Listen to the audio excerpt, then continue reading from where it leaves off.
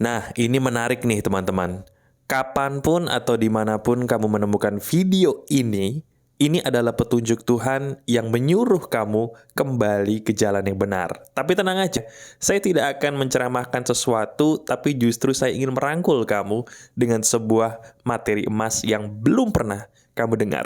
Kita bahas di kisah Quora. Ini adalah kisahku. Ini adalah kisah saya.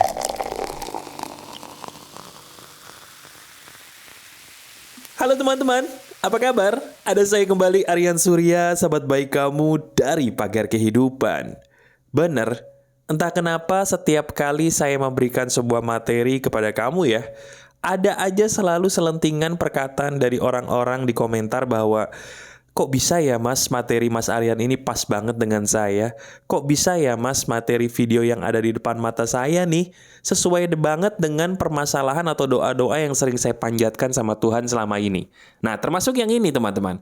Coba kamu renungkan apa yang saya katakan nanti dan coba kamu resapi deh. Sama ya dengan kehidupan kamu? Kok bisa ya? Kita langsung bahas. Ini seru nih. Jadi di hari ini teman-teman, seperti biasa saya terinspirasi dari kisah di Quora.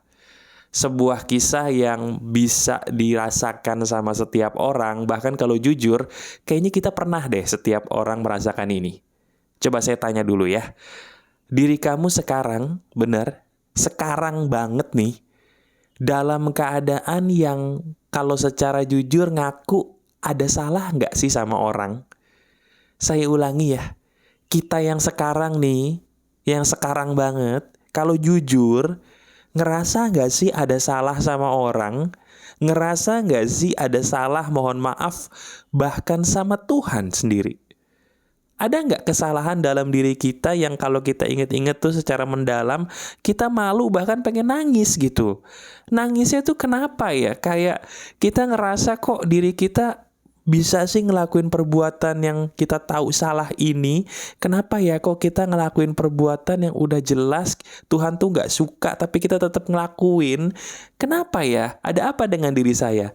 Apakah diri kamu sedang merasakan itu? Kalau iya, sama banget dengan kisah Quora hari ini. Jadi kita anggap aja orang ini, kita kasih inisial adalah seorang laki-laki berinisial SA teman-teman. Dia ini mohon maaf adalah seseorang yang mengaku dirinya tidak bisa lepas dari maksiat.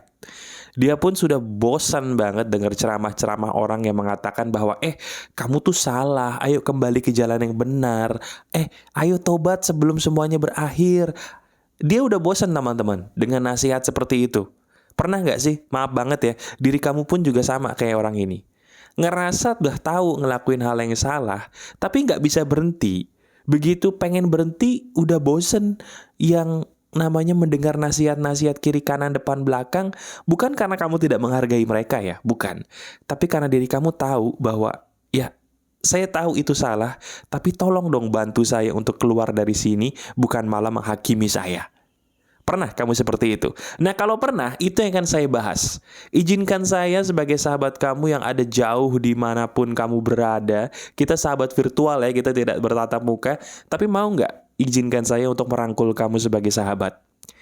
Saya akan merangkul kamu bukan dengan tangan saya, tapi dengan apa yang bisa saya lakukan dengan kata-kata yang mungkin selama ini ingin banget kamu dengar.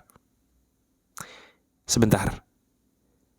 Saya tahu banget, diri kamu tuh sebenarnya pengen dengar orang bilang begini. Sabar ya, saya ngerti kok bahwa apa yang kamu lakukan, ini tidak sepenuhnya salah kamu. Saya ulangi perkataan saya. Sabar ya, saya ngerti kok bahwa apa yang kamu lakukan selama ini, itu memang salah. Tapi ini semua bukan sepenuhnya salah kamu. Itu dia tuh, perkataan yang selama ini kamu pengen banget dengerin dari orang. Terutama dari orang-orang yang paling dekat dengan kamu gitu loh. Iya kan? Tapi entah kenapa gak ada tuh satu orang pun yang mau mengatakan hal seperti ini kepada dirimu, kepada diri kita. Sampai akhirnya apa yang terjadi? Kita tuh suka kesel sendiri, suka kecewa sendiri, bahkan nangis di malam hari, nangisin dosa-dosa kita, nangisin perbuatan buruk kita, nangisin kesalahan kita, tapi diri kita nggak ngerti kenapa nggak bisa berhenti. Dan kamu tahu nggak kenapa nggak bisa berhenti? Bukan karena kamu orang jahat loh, bukan. Tapi karena diri kamu menunggu ada orang yang mengatakan kalimat seperti yang saya katakan tadi. Kamu tuh menunggu ada orang berkata, sabar ya. Saya ngerti kok kenapa kamu begini. Ini memang salah, tapi memang bukan sepenuhnya salah kamu. Enak gak dengernya? Itu kan yang kamu tunggu. Itu yang kamu nantikan dikatakan oleh orang-orang terdekatmu, benar? Nah sekarang, saya akan memberikan kepada kamu sebuah ilmu yang seizin Tuhan insya Allah. Selain kamu bisa menjadi lebih tenang, diri kamu bisa lebih paham apa sih yang terjadi dengan diri kita, apa yang terjadi dengan dirimu. Gini teman-teman, saya kasih tahu fakta ya. Maaf nih kalau ini terlalu jujur apa adanya. Kamu tahu nggak akar dari semua perbuatan dosa yang kita lakukan itu apa? Saya ulangi pertanyaan saya, apakah diri kita sadar? Sebenarnya kenapa sih kok kita ngelakuin perbuatan dosa? Lihat diri kamu deh, iya lihat diri kamu. Kenapa diri kamu melakukan perbuatan dosa-dosa itu? Yang kamu tahu itu salah tetap dilakuin, kenapa? Jawabannya cuma satu. Akar dari segala dosa adalah rasa ditolak. Saya ulangi, akar dari segala dosa adalah rasa ditolak.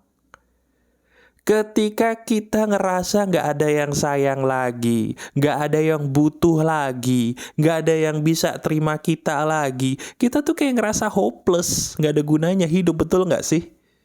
Di saat kita ngerasa hopeless, nggak ada gunanya dalam hidup, kadang-kadang tuh kita suka kayak ngerasa, udah deh mendingan gue sekalian aja jadi orang jahat. Udah deh mendingan sekalian aja saya jadi orang gak bener. Abis kenapa? Gak ada orang yang peduli sama saya kok. Betul gak? Betul gak itu yang kamu rasain sekarang? Coba renungkan deh. Diri kita tuh sebenarnya ngerasa tahu kok mana yang benar, mana yang salah gitu kan. Atau mungkin kalau Anda nih sebagai orang tua ngelihat anak Anda kok bandel banget. Nah ini jawaban dari Tuhan nih di video ini melalui perantara saya. Anak Anda itu tahu mana yang jahat, mana yang baik, tahu dia pinter. Cuman dalam dirinya banyak perasaan tertolak. Banyak perasaan yang membuat dirinya berkata, kok saya kayaknya nggak ada yang sayang ya. Kok saya ini kayaknya nggak ada yang nerima ya. Kok saya ini kayaknya nggak ada yang menghargai ya. Buat apa saya jadi orang baik? Sekalian aja saya jadi orang jahat. Itu loh yang dipikirin sama orang-orang yang mohon maaf perbuatannya jelek. Termasuk kita sendiri, jangan-jangan. Lihat deh diri kita. Lihat tubuh kita. Berapa kali kita menghakimi orang lain selama ini? Berapa kali kita ngurusin artis-artis dengan komentar-komentar yang seolah-olah kita tuh hakim? Berapa kali? Sadar nggak? Dari setiap komentar kebencian yang kita lakukan sama orang, itu menunjukkan seberapa kecewanya loh diri kita dengan hidup kita sendiri. Sadar nggak? Coba lihat. Iya kan? Sekarang lihat diri kamu, lihat diri kita. Kalau sampai menit ini diri kamu tiba-tiba pengen banget meneteskan air mata, berarti apa yang saya bilang ini benar semua buat kamu. Betul nggak? Nah sekarang coba kita resapi pelan-pelan perkataan saya ini. Diri kamu mau sampai kapan menjadi orang yang percaya bahwa kamu tuh gak berharga? Saya ulangi perkataan saya. Tolong resapi, tanyakan pelan-pelan ke dirimu sendiri ya. Tanyakan begini. Wahai diriku,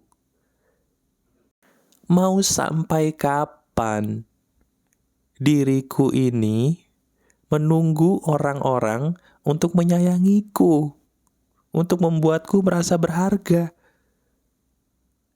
Mau sampai kapan? Sampai mati?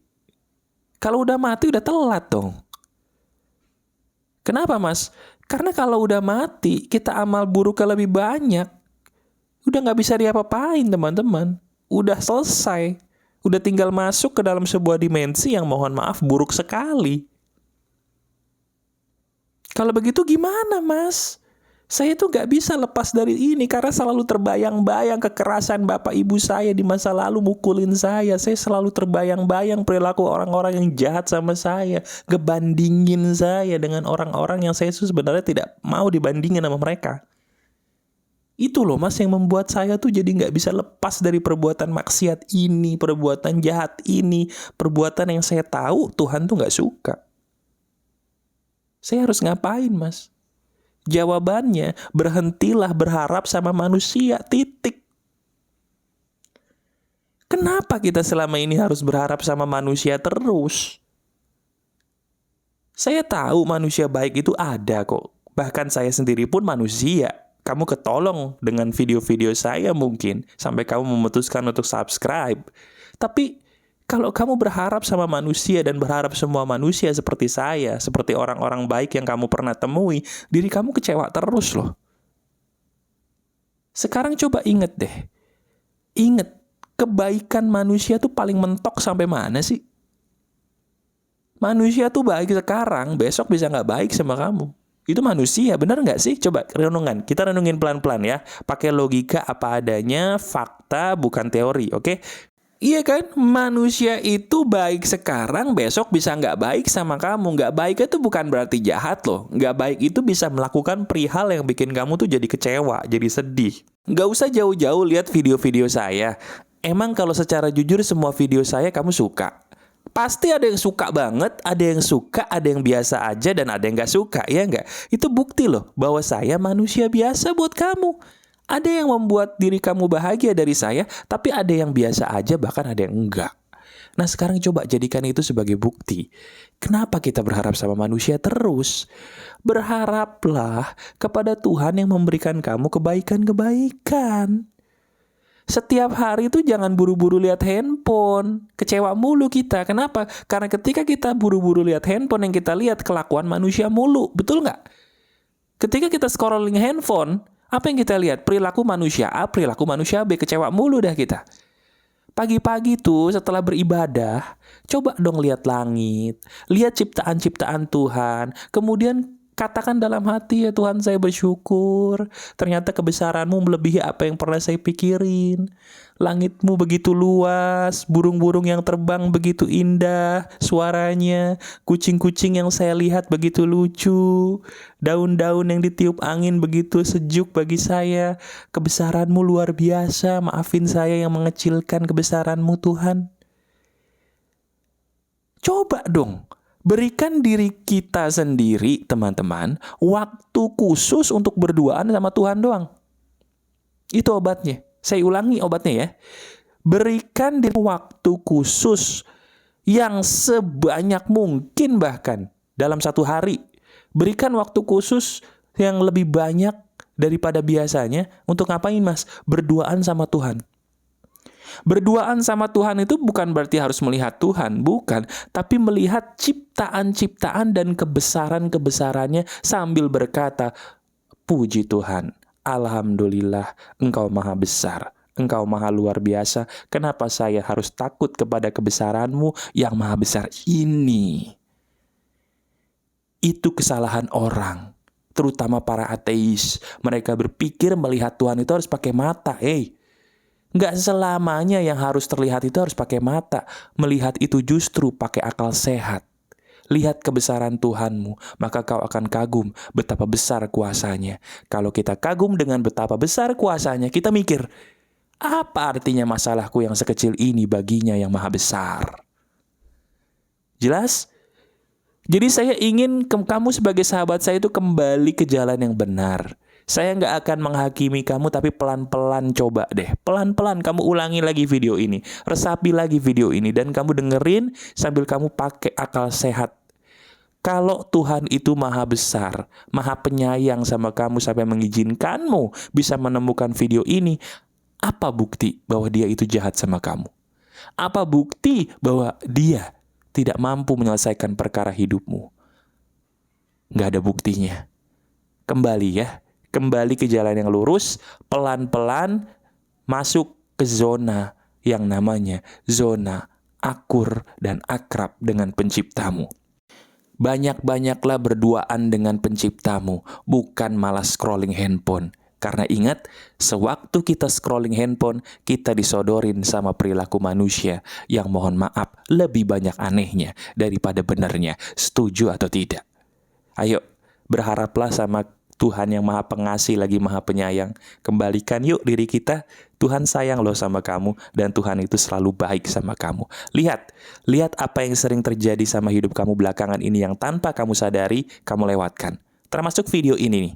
Coba kamu syukuri apa yang sudah ada di video ini dengan menuliskan komentar syukur kamu kepada Tuhan ya. Tuliskan di komentar rasa syukur kamu sama Tuhan. Nanti saya berikan hati. Kamu luar biasa. Masih ada saya, Aryan Surya, sahabat baik kamu selalu dari Pagar Kehidupan. Tetap keep the spirit, keep sharing, and keep loving. Bye-bye.